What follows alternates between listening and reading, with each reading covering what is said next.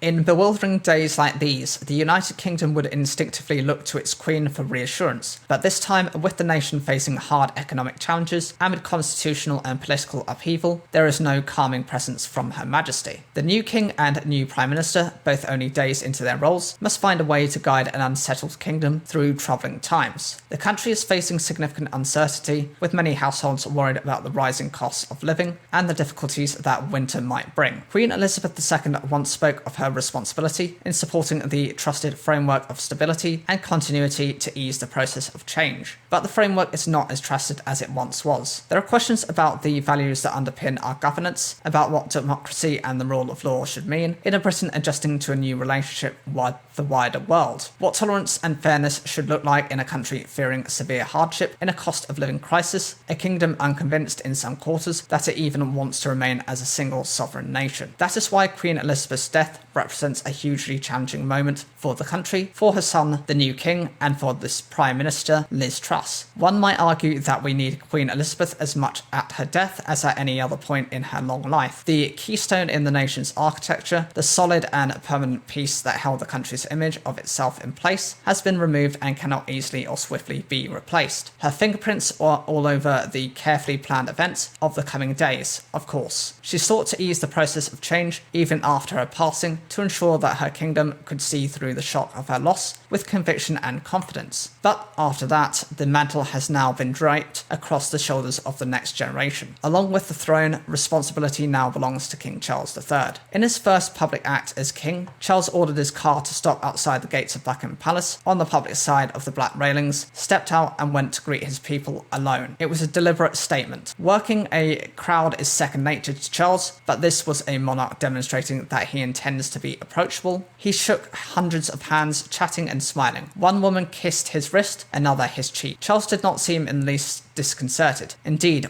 his security staff encouraged the crowd not to view events through their mobile phones, but to put them down and enjoy the moment. The king, it seems, wanted nothing to get between him and the people he now rules. Their response was a spontaneous chorus of God Save the King. It is a very different tone from that of his mother, who always sought to keep private feelings separate from public duties. He, in contrast, appears to be a touchy-feely king, happy to show emotion. Lessons have been learned perhaps from the strains that followed the royal family's muted response to the death of Princess Diana in 1997. But the immediate challenge for King Charles is to do what his mother was so good at, reassuring an anxious nation in times of change. His respect for her service in that regard was evident in his address to the nation, noting her unwavering dedication and devotion through times of change and progress, through times of joy and celebration, and through times of sadness and loss. He will have watched as she assumed the role of comforter-in-chief. In 1974, the year of the three-day week, roaring inflation, 2 general elections, and an IRA bombing campaign on the British mainland, the Queen sought to heal divides and foster positivity. We hear a great deal about our troubles, about discord, about dissension, and about the uncertainty of our future, she told her people. My message today is one of encouragement and hope. In 1978, another year of violence and discord in the United Kingdom, Elizabeth again sought to lift the spirits of her nation. It's far from easy to be cheerful and constructive. To give up the effort would mean as if it were to switch off hope for a better tomorrow. Even if the problems seem overwhelming, there is always room for optimism. She encouraged the country to look to the timeless values which underpinned her own life, to remain resolute in the face of adversity, to embrace the new without betraying the principles of the past, to display humility and cheerfulness whenever possible. It is worth reflecting on her advice to the UK 50 years ago, perhaps on how one should face up to moments of unease. Goodwill is better than resentment, tolerance is better than revenge, compassion is better than anger, above all, a lively concern for the interests of others as well as our own, she said. It may sound glib, even corny, but Queen Elizabeth II would have encouraged the country to do what she always did, to keep calm and carry on. King Charles needs to find his own script and style, but the challenge is similar and urgent.